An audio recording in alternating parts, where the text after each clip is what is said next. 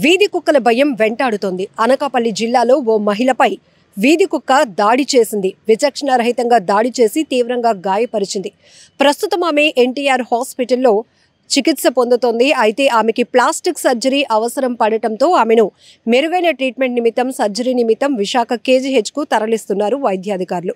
అయితే ఇక్కడ మనం చూడొచ్చు, ఈ మధ్య కాలంలో వీధి కుక్కల వ్యవహారంపై పెద్ద ఎత్తున చర్చ జరుగుతోంది.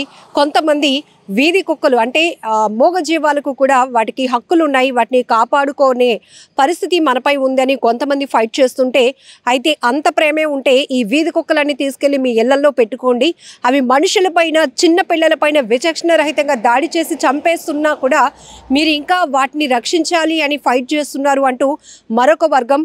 అలానే వీధి కుక్కల విషయంలో సుప్రీంకోర్టు తీసుకున్నటువంటి డైరెక్షన్, ఇవన్నీ మనం ఈ పెద్ద చర్చ నడుస్తూ ఉండగానే ఎక్కడికక్కడి ఆ ప్రాంతం ఈ ప్రాంతం అని లేదు, వీధి కుక్కలు విచక్షణ రహితంగా మనుషులపై విరుచుకు పడుతూ తీవ్రంగా దాడి చేస్తున్నాయి.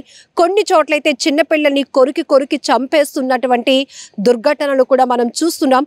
సోషల్ మీడియాలో కొన్ని అయితే సీసీ ఫుటేజ్ల్లో కనపడుతున్నటువంటి దృశ్యాలు, ఆ వీధి కుక్కలు మనుషులు అలా రోడ్లపై నడుచుకుంటూ వెళ్తున్న వారిని వెంబడించి ఎలా అయితే దాడి చేస్తున్నాయో, అలానే టూ వీలర్స్పై వెళ్తున్న వారిపై కూడా దాడి చేస్తూ కరిచేస్తున్నాయి. ఆ తర్వాత వాళ్ళ పరిస్థితి ర్యాబీస్ వ్యాధి సోకి వాళ్ళు ఎలాంటి ఇబ్బందులు పడుతున్నారో కూడా మనం కొన్ని దృశ్యాలు సోషల్ మీడియాలో చూస్తుంటేనే తీవ్రంగా మనసు కలిచివేస్తున్నటువంటి దృశ్యాలవి. ఇప్పుడు ఇక్కడ అనకాపల్లి జిల్లా కోట్ని వీధిలో శ్రావణి జ్యోతి అనే ఒక మహిళ ఇంటి బయట తను ఇంటి పనులు చేస్తూ ఉండగా ఒక్కసారిగా వీధి కుక్క ఒకటి ఆమెపై విచక్షణ రహితంగా దాడి చేసింది. మొత్తం ఈ పార్ట్ అంతా కూడా తీవ్రంగా గాయపరచడంతో అక్కడ శరీర భాగాలు కూడా పూర్తిగా ఛిద్రమైనటువంటి పరిస్థితి కూడా కనిపిస్తోంది. అందుకే ఆమెకి ప్లాస్టిక్ సర్జరీ కూడా అవసరం అవుతుంది. అయితే ఇక్కడ మరింత భయాందోళన వ్యక్తమయ్యే పరిస్థితి ఏంటంటే, ఆ మహిళను కరిచిన కొద్దిసేపటికే ఆ కుక్క అలా అక్కడ చనిపోయినటువంటి పరిస్థితి. దీంతో మరింతగా బంధువులు ప్యానిక్లోనికి వెళ్ళిపోయారు.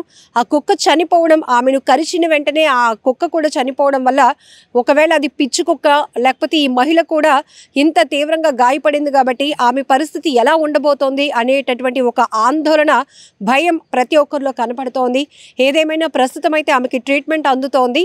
మరొక వైపు అదే అనకాపల్లి జిల్లా శారదానగర్లో ఒక 6 సంవత్సరాల బాలుడిపై కూడా మరో కుక్క దాడి చేసి తీవ్రంగా గాయపరిచింది. ఆ బాబు కూడా ట్రీట్మెంట్ తీసుకుంటున్నాడు. ఇక్కడ ఇంతకు ముందు వరకు మనం ఒకటే, వీధి కుక్కలు ఉన్నాయంటే దొంగల భయం ఉండదు, ప్రశాంతంగా పడుకోవచ్చు, అందుకే వాటిని గ్రామ సింహాలు అని పిలిచేవాళ్ళం. సో ఈవెన్ పోలీసులు కూడా కాపలా లేని ప్రదేశాల్లో వీధి కుక్కలు ఉన్నాయంటే చాలు, అవుటర్స్ ఎవరు కూడా మన ఊర్లోనికి కాదు కదా మన వీధిలోనికి కూడా అడుగు పెట్టరు అనే భావన నుంచి ఇప్పుడు ఈ ఫుడ్లో కొన్ని రకాల కెమికల్స్తో కూడినటువంటి ఫుడ్స్ వల్ల కావచ్చు, లేకపోతే మారుతున్న పరిస్థితుల వల్ల కావచ్చు, ఈ వీధి కుక్కలు చాలా అగ్రెసివ్గా తయారవుతున్నాయి. ఎవరైనా కనపడితే చాలు వాళ్ళ మీద పడి కొరికేయాలి అనేటటువంటి ఒక అగ్రెసివ్నెస్ వాటిల్లో కనపడుతోంది. విచక్షణ రహితంగా దాడులు చేస్తున్నటువంటి వీధి కుక్కలను చూస్తుంటేనే తీవ్రంగా భయపడే పరిస్థితి వస్తుంది. ఎందుకంటే చాలా చోట్లయితే అలా నడుచుకుంటూ వెళ్తున్న పిల్లలపైన కూడా అవి దాడి చేసి కొరికి చంపేస్తున్నాయి. కొన్ని చోట్ల తీవ్రంగా గాయపరిచేటటువంటి పరిస్థితులు ఉన్నాయి.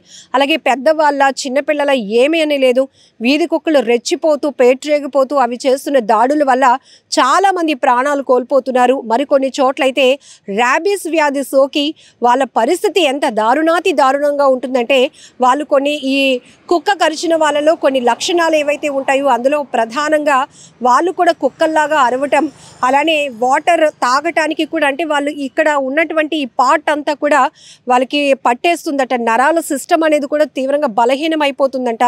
దానివల్ల గుటక వేసి వాటర్ తాగడానికి కూడా ఇష్టం లేనటువంటి పరిస్థితిలో నీళ్లు చూస్తే, వాటర్ని చూస్తే ఈ ర్యాబీస్ వ్యాధి సోకిన వాళ్ళు చాలా భయంకరంగా ఉంటారు.